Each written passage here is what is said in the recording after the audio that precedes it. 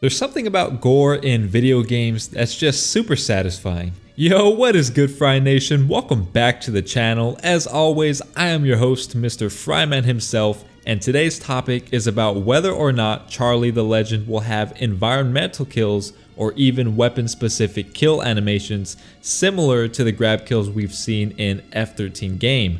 What I mean is, so far we've seen Charlie do basic swing attacks and use his telekinesis to throw objects at survivors, but is that all? Aside from his other abilities, of course, such as possession and ghost mode. Don't get me wrong, boys, if that's the case, I'm fine with it. I'm not saying that's a bad thing at all, but is Charlie the Legend strictly a slasher, meaning just swing attacks and no actual unique kill animations? Let's talk about it.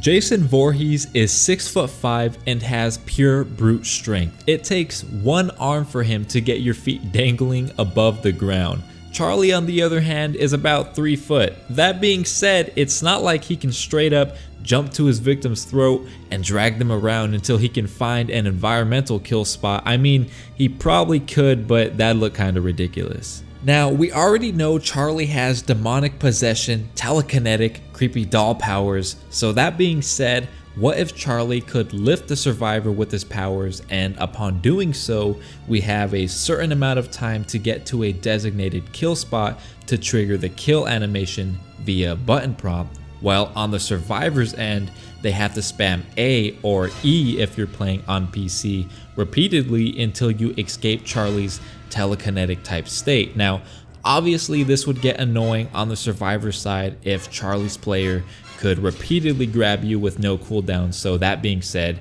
there should obviously be a cooldown before we could use that ability again. This way, it makes sense to implement creative environmental kills throughout the map. Imagine a bathroom with a blow dryer kill. Hear me out. So let's say, for design purposes, the bathtubs in the game are always full. Next to the tub will be a sink with a blow dryer on it, still connected to the outlet. So when playing as Charlie and you get close enough or build up the ability to lift survivors, I'm not too sure what we're calling that just yet, but let's say we've lifted the survivor. Now we walk up to the blow dryer and press the button prompt. Just like that, we've activated a really cool kill animation. That's just one of many that could be implemented throughout the whole map, from kitchens to dining rooms, even bedroom ceiling fans. The possibilities are endless. And if that's too hard to implement into the game, maybe use what we already have, that being traps. So for example, we're in the dining room. Charlie sets a trap near the coffee table and a survivor gets stuck in that trap. Just like that, if Charlie is nearby and gets there fast enough, you could perform a coffee table kill where Charlie pushes the survivor into a glass table. Dang, that'd be sick. And to Mikhail, Charlie the Legend's developer, I know you're watching this. Don't let this stress you out if you don't have anything close to this implemented into the game. I'm just here to grow the community and share some ideas while I'm at it.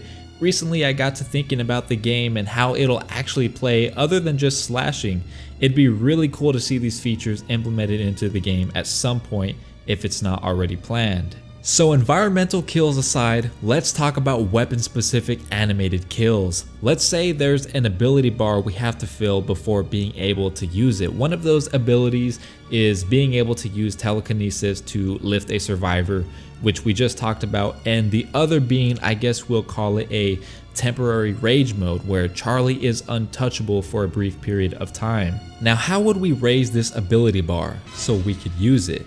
We'll call it slash points, if you will. Every successful hit you land on a survivor with Charlie will build up your rage bar, allowing you to use it temporarily. Now, obviously, this could be seen as OP, so upon use, we'd have to fill up rage once more before being able to use it again. So what would rage mode be like? Unlike F13 game, where rage is used to prevent the end game from dragging on, rage will instead be used here to provide weapon-specific kill animations. So upon filling the rage bar and using that ability, whatever weapon Charlie has at the time, we'll say a baseball bat for this scenario. If you're close enough to the survivor and swing your weapon, instead of the normal swing animation where the survivor just takes damage, a baseball bat kill animation activates instead, where Charlie swings at the survivors' ankles, knocking them to the ground, and proceeds to bash the survivors' head in until their eyeballs pop out, would really be gnarly as heck. Again, Mikhail,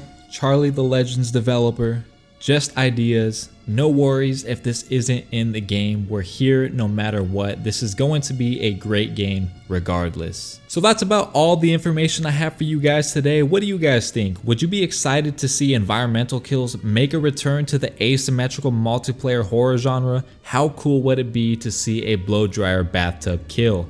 I'm Christian Fry. Thanks so much for stopping by. Subscribe if you're new. Stay sexy, and I'll see you all next time.